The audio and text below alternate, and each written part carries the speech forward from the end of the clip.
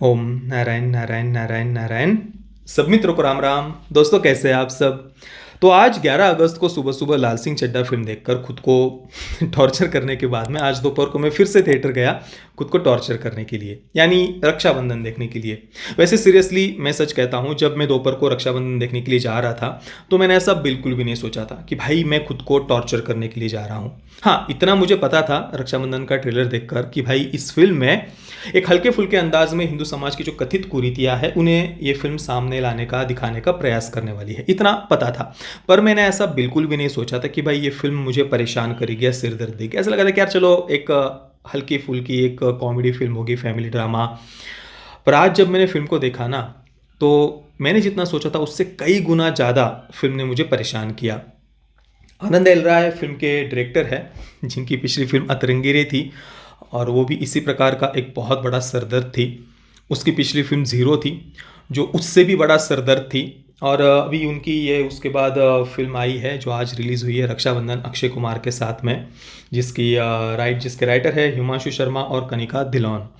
और film release होने से पहले जो कुछ कंट्रोवर्सी हुई वो आपको पता ही है। कनिका धिलोन के जो कुछ हिंदू विरोधी मानसिकता के पुराने ट्वीट्स वगैरह जो सामने आए, उसके बाद में जो विरोध हुआ फिल्म का, तो ये सब बातें पता थी। पर फिल्म मुझे ऐसा एक्सपीरियंस देगी ऐसा मैंने सच में बिल्कुल भी इमेजिन नहीं किया था। अब देखिए, एक लाइन में अगर मैं आपको इसका रिव्यू करूं तो त्योहार के दिन या किसी भी दिन अगर आपको डिप्रेस्ड फील करने से कोई प्रॉब्लम नहीं है, परेशान होने से कोई प्रॉब्लम नहीं है, दुखी होने से कोई प्रॉब्लम नहीं है, चिंतित होने से कोई प्रॉब्लम नहीं है, तो आप इस फिल्म को देख सकते हैं।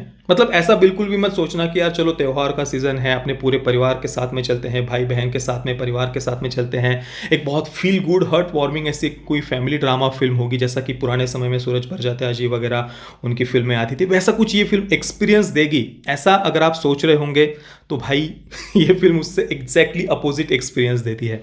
अब मैं छोटा सा एक उदाहरण अगर आपको दूं तो चलो विवाह फिल्म का उदाहरण देते हैं। लिबरल्स जिस फिल्म को सबसे ज़्यादा हेट करते हैं, सोशल मीडिया पर आपको कई सारे वीडियोस वगैरह मिल जाएंगे जिसमें लिबरल्स विवाह फिल्म का हमेशा मजाक उड़ाते रहते हैं। उसका जो पूनम का कैरेक्टर है उसको ये टारगेट करते रहते हैं, अलग अलग चीज़ें वो निकाल कर लाते रहते हैं। आपने कई बार देखा होगा, ये बहुत पसंदीदा फिल्म है उनकी टारगेट करने के लिए, विवाह।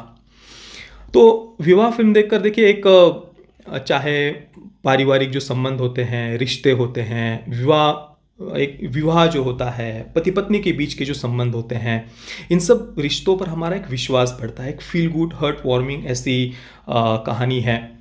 ओवरऑल एक अच्छा एक्सपीरियंस वो फिल्म हमें देती है। और रक्षाबंधन फिल्म की बात करूँ तो ये फिल्म उससे एग्जैक्टली अपोजिट एक्सपीरियंस हमें देती है। मतलब फिल्म देखकर आपको लिटरली ऐसा अंदर से फील होगा कि भाई ये जो विवाह की पूरी संस्था है, ये जो मतलब ये सब फालतू की बात है। मतलब यार ये विवाह, मतलब आपका विश्वास ही उठ जाएगा विवाह नाम से। इतना ज़्यादा नकारात्मक चित्रण है फिल्म में कि जो विवाह है इससे आपको चिढ़ हो जाएगी कुल मिलाकर। इतना ज़्यादा एक नकारात्मक चित्रण सेकंड हाफ में हमें देखने को मिलता है। मतलब देखिए, मैं ये नहीं कह रहा कि भाई समाज की कुछ जो नकारात्मक बातें हैं उन्हें नहीं दिखाना चाहिए, पर रक्षाबंधन फिल्म की अगर आप बात करेंगे ना, तो जो भी इसके कैरेक्टर से, चाहे अक्षय कुमार का हो या उसकी जो 4 बहनें दिखाई है, कोई भी कैरेक्टर बिलीवेबल नहीं लगता, किसी पर भी हम विश्वास नहीं कर पाते। और किसी भी कैरेक्टर को ढंग से उन्होंने कुछ डेवलप ही नहीं किया है। ज़्यादातर जो कैरेक्टर्स है वो बस कुछ ऐसे फनी सीन्स के लिए बस उन्होंने थोड़ा बहुत उनको यूज़ किया है। कोई प्रॉपर कैरेक्टर डेवलपमेंट नहीं, कोई ढंग की स्टोरी नहीं, कोई ढंग का डायरेक्शन नहीं, परफॉर्मेंसेस भी वर्स्ट थे। एक अक्षय कुमार का अगर हम परफॉर्मेंस छोड़ दें तो बाकी सभी के परफॉर्मेंसेस हमें सच में लिटरली बहुत ज़्यादा परेशान करते हैं।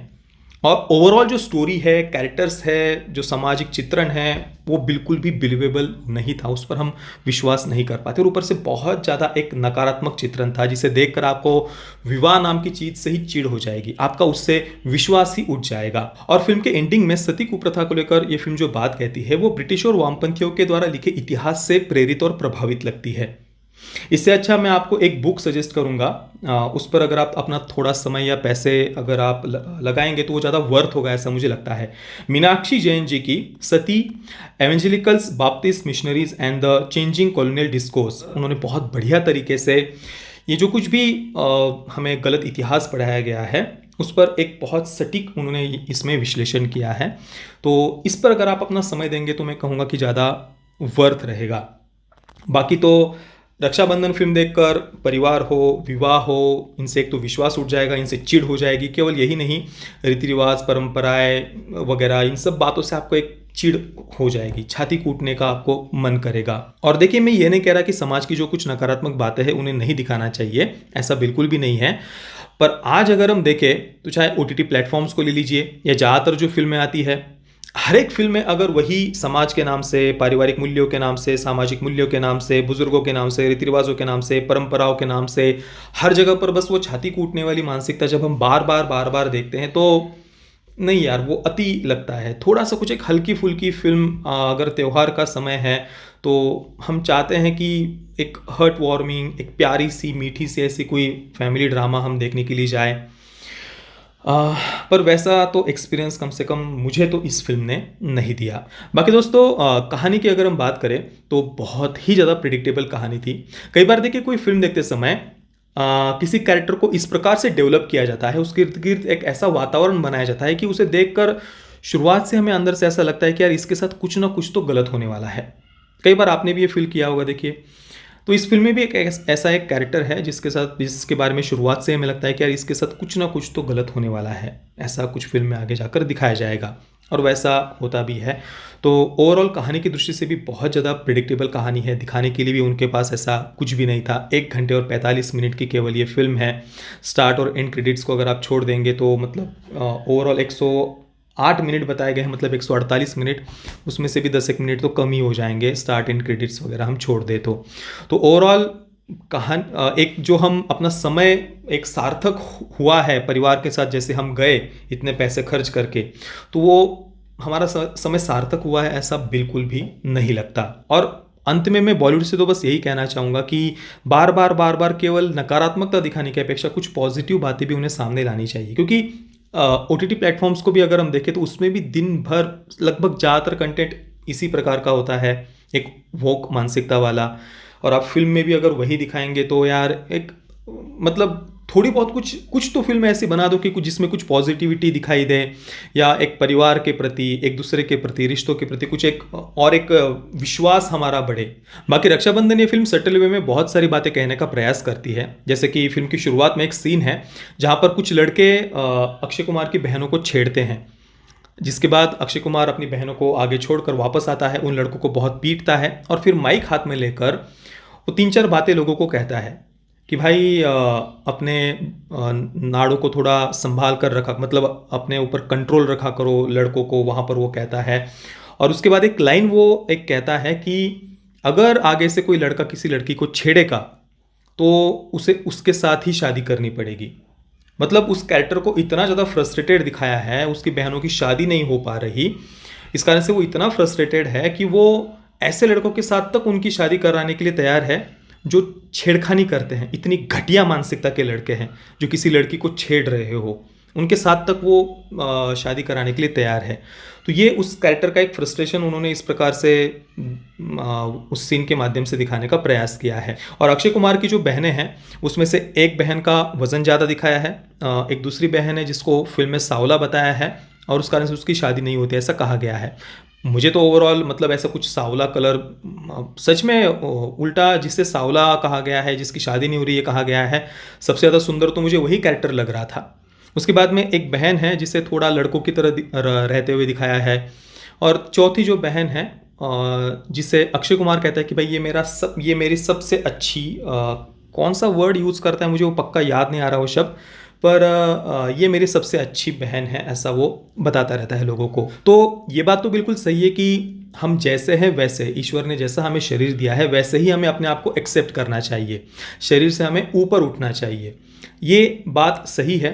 पर आजकल जो एक जो वोक मानसिकता है ना कि भाई कुछ गलत बातों को वो नॉर्मलाइज करने का प्रयास करते हैं, जैसे कि ज़्यादा वज़न होने को भी वो नॉर्मलाइज कर रहे हैं। भाई वज़न बढ़ना कोई शरीर के लिए अच्छी बात नहीं होती। हाँ, ईश्वर से ही अगर हमें वैसा शरीर मिला है तो हमें बिल्कुल शरीर से ऊपर उठना चाहिए, और हम जैसे हैं वैसे ही हमें, जैसा ईश्वर ने रखा है उसमें खुश हमें रहना चाहिए, ये एक अलग बात हो गई। पर जो आजकल हम एक वोक मानसिकता देख रहे हैं ना, एक बॉडी शेमिंग के नाम पर वो कुछ गलत बातों को नॉर्मलाइज करने का प्रयास कर रहे हैं यूथ के बीच में। खुद तो फैशन इंडस्ट्री में, एंटरटेनमेंट इंडस्ट्री में जो एक परफेक्ट लड़का या लड़की के कुछ उन्होंने पैरामीटर्स तय करके रखे हैं कि इसको परफेक्ट या सुंदर कहा जाएगा, इसको परफेक्ट या सुंदर कहा जाएगा। पर दूसरी तरफ फिर यूथ के सामने वज़न ज़्यादा होना, भाई हमें जज मत करो। अगर कोई हमें अच्छी सलाह दे रहा है कि यार वज़न ज़्यादा नहीं होना चाहिए, तो उस अच्छी सलाह को सुनने की अपेक्षा भाई हमें जज मत करो, हमें जज मत करो, या जो वज़न ज़्यादा है उसको नॉर्मलाइज करने का प्रयास किया जाता है। बहुत सारी ऐसी बातें हैं।